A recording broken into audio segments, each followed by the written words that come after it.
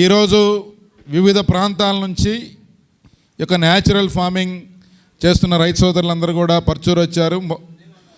ఈ సందర్భంగా మీ అందరికీ కూడా ఈ నియోజకవర్గ శాసనసభ్యునిగా సుస్వాగతం తెలియజేస్తా ఉన్నాను.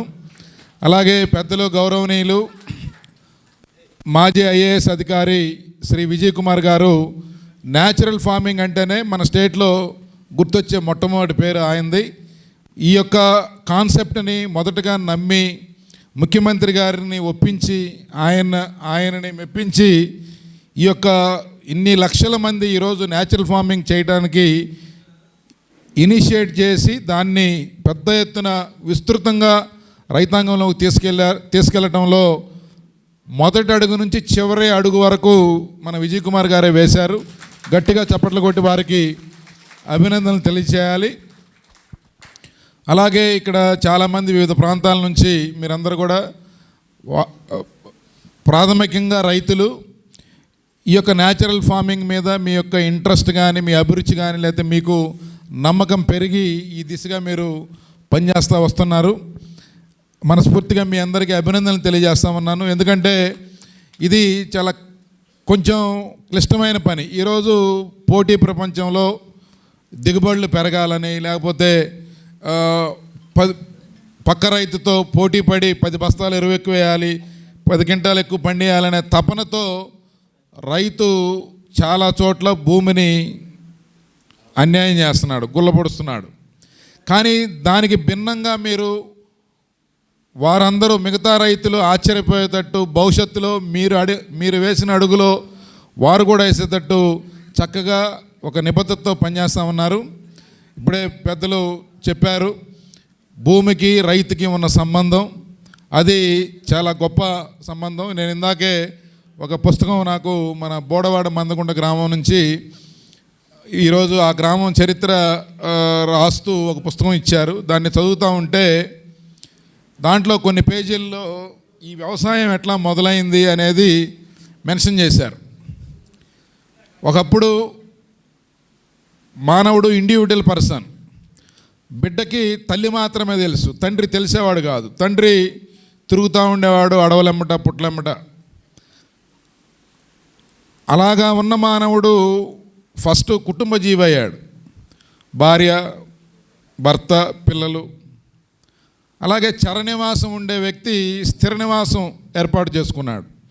అప్పుడు అలాంటి మానవుడు తనకి స్వచ్ఛమైన గాలిని భూమిని లేకపోతే పండ్లని వృక్షాలని ప్రకృతిని పూజించేవాడు. తను ఉండటానికి తినడానికి ఆహారం అందిస్తూ ఉంది, గాలినిస్తూ ఉంది, నీటిని దప్పిక తీరుస్తుంది, ఆకలి తీరుస్తుంది అని చెప్పి ప్రకృతిని ప్రేమించాడు ఆ మానవుడు. దాని తర్వాత ఎప్పుడైతే ఇతను కుటుంబ వ్యవస్థ మొదలయ్యి అడవుల నుంచి ప్లెయిన్ ఏరియాస్కి వచ్చి భూమిని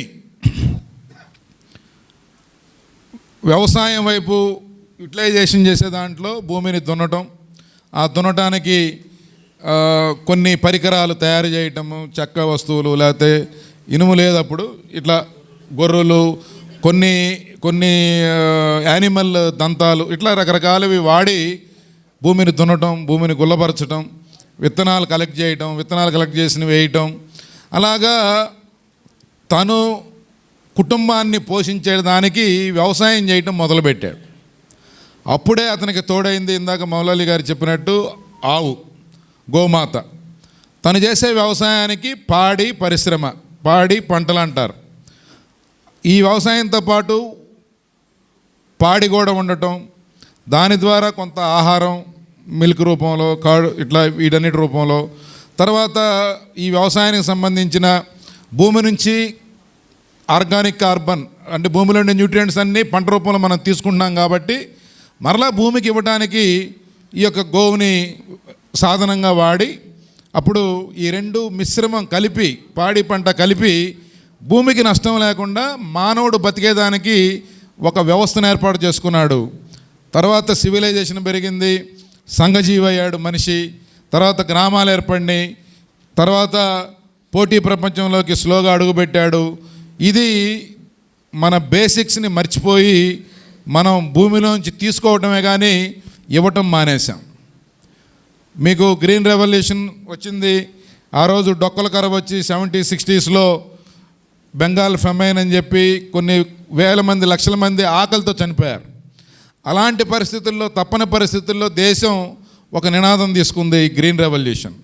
దాంతో మనమే రైతులు తప్పేం కాదు, ఆ రోజున్న పరిస్థితికి, ఆ రోజున్న సిచ్యువేషన్కి తప్పని పరిస్థితుల్లో రైతు ఆ రకంగా వెళ్లాల్సి వచ్చింది. ప్రభుత్వాలు ప్రోత్సహించినాయి, ప్రభుత్వాలు కోట్లాది రూపాయల సబ్సిడీ ఇప్పటి వరకు కూడా ఇస్తూ కొన్ని కెమికల్ ఫెర్టిలైజర్స్ని ప్రోత్సహించడం, హై ఈల్డింగ్ తెచ్చేదానికి, ఉన్న జనాభాకి సరిపడా ఆహారాన్ని తయారు చేసేదానికి ప్రభుత్వాలు కూడా రైతుని కొంచెం ముందుకు నెట్టినాయి.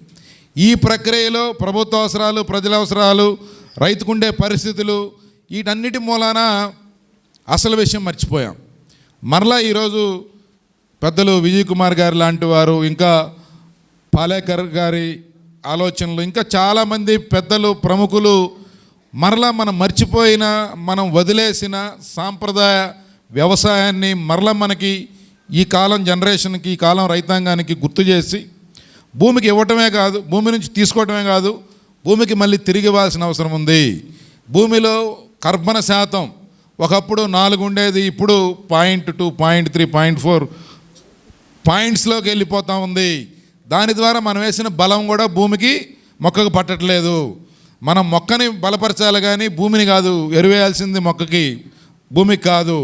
కాబట్టి ఈ రకంగా మన పద్ధతుల్ని కొంతమేరకి మౌల్డ్ చేయడానికి, మార్చడానికి, మరలా మనం మర్చిపోయిన పద్ధతులను గుర్తు చేయడానికి, వాటిని అడాప్ట్ చేసి వాటి దగ్గర మన గ్రామాల్లో ఎక్కడో ఒక దగ్గర జరిగితే ఉపయోగం లేదు, ప్రతి గ్రామాలు ఇప్పుడే చెప్తున్నారు పెద్దలు విజయ్ కుమార్ గారు, రేపు ఖరీఫ్ నుంచి దాదాపు మన స్టేట్లో ఉన్న 13,000 పంచాయతీల్లో ఈ న్యాచురల్ ఫార్మింగ్ ప్రారంభించబోతా ఉంది రాష్ట్ర ప్రభుత్వం మీ ద్వారా. మీరందరూ సక్సెస్ అయ్యారు, ఇనిషియేట్ చేశారు, మీరంతా గొప్ప రిజల్ట్ని సాధిస్తున్నారు, గౌరవాన్ని పొందుతున్నారు. కాబట్టే ఈరోజు మీ గ్రామాలు, మీ చుట్టుపక్కల గ్రామాల్లో కూడా మిగతా రైతాంగానికి మీరంతా ఒక ఇన్స్పిరేషన్గా నిలబోతున్నారు. ఈరోజు భారతదేశంలోనే మన రాష్ట్రం చంద్రబాబు నాయుడు గారి నాయకత్వంలో న్యాచురల్ ఫార్మింగ్ మిషన్ ఏర్పాటు చేసి ఈరోజు దేశవ్యాప్తంగా ఈ యొక్క పద్ధతులను తీసుకెళ్ళడానికి కేవలం చంద్రబాబు నాయుడు గారి ఈ యొక్క కృషి, ఈ కాన్సెప్ట్ మీద వారికి ఉన్న నమ్మకం. మొన్ననే పొద్దున మాట్లాడుతూ ఉంటే ఒక మిత్రుడు చెప్తా ఉన్నాడు, సార్ మేము యూరియా ప్లాంట్ పెట్టాలనుకుంటున్నాము ఏపీలో, మీరు అనుమతిస్తే మేము యూరియా ప్లాంట్ పెడతామని చెప్పి వచ్చారు. నాకెందుకో నేను దానికి వ్యతిరేకం. ఈ యూరియా వాడకాన్ని తగ్గించాలి, కెమికల్ ఫెర్టిలైజర్ వాడకాన్ని తగ్గించాలి. భవిష్యత్తులో న్యాచురల్ ఫార్మింగ్ దిశగా రాష్ట్రంలో ఉన్న ప్రతి ఎకరం సాగులోకి తీసుకురావాలనేది నా లక్ష్యం. నువ్వు పెట్టడం వల్ల పెట్టుబడులు వస్తాయి, 4 ఉద్యోగాలు వస్తాయి, కానీ నా మనసు ఒప్పుకోవట్లేదని చెప్పి సున్నితంగా తిరస్కరించి పంపాడంట ఆయన. నాకు ఆ పెద్ద మనిషి చెప్తున్నాడు. ఈ రకంగా ఒక ఆలోచన ద్వారా తను నమ్మిన దాన్ని ఒక ప్రణాళిక ప్రకారం ఇంప్లిమెంట్ చేసే అద్భుతమైన పర్సనాలిటీ ఈరోజు ముఖ్యమంత్రిగా ఉన్నారు. కాబట్టి మనకి ఇబ్బంది ఉండదు. కాబట్టి మీరందరూ కూడా వివిధ రకాల పంటల్ని వివిధ ప్రాంతాల్లో ఈ న్యాచురల్ ఫార్మింగ్ ద్వారా మీరు చేస్తామన్నారు. కానీ దీనికి సరైన మార్కెటింగ్ సదుపాయాలు, మీరు పెట్టే ఖర్చుకి కానీ, మీకు వచ్చే దిగుబడికి కానీ, మీకు వచ్చే ఆదాయం, దీని యొక్క ధర మార్కెట్లో అనుకున్న స్థాయిలో లేదు. దీనికి చాలా కారణాలు ఉన్నాయి. ట్రేసబిలిటీ లేకపోవటం, ఈ రెండింటిని గుర్తించే అవకాశం వినియోగదారుడికి లేకపోవటం, ఈ యొక్క మీ పంటని ప్రాపర్గా సర్టిఫై చేసి దానికి ఒక అథారిటేటివ్గా వినియోగదారుడికి, కన్జ్యూమర్ దగ్గరికి తీసుకెళ్లే నెట్వర్క్ లేకపోవటం, ఇవన్నీ సమస్యలు. కానీ మన ప్రయాణం మొదలైంది కాబట్టి ఖచ్చితంగా ప్రభుత్వం కూడా మీకు అన్ని రకాలుగా సహాయ సహకారాలు అందించి దీన్ని పెద్ద ఎత్తున తీసుకెళ్లేదానికి కృషి చేస్తారని చెప్పి ఆశాభావం వ్యక్తం చేస్తూ, దాంట్లో ఏదైనా అవసరమైతే ప్రజాప్రతినిధిగా నాకుండే అవకాశాలు వీలైనంత మేరకి నేను కూడా భాగస్వామ్యం అవుతానని చెప్పి మరొకసారి తెలియజేసుకుంటూ ఈ అవకాశం కల్పించినందుకు మనస్ఫూర్తిగా ధన్యవాదాలు. Thank you very much. మరిన్ని అప్డేట్స్ కోసం బ్యాక్ టు రూట్స్ యూట్యూబ్ ఛానల్ని సబ్స్క్రైబ్ చేసుకోండి.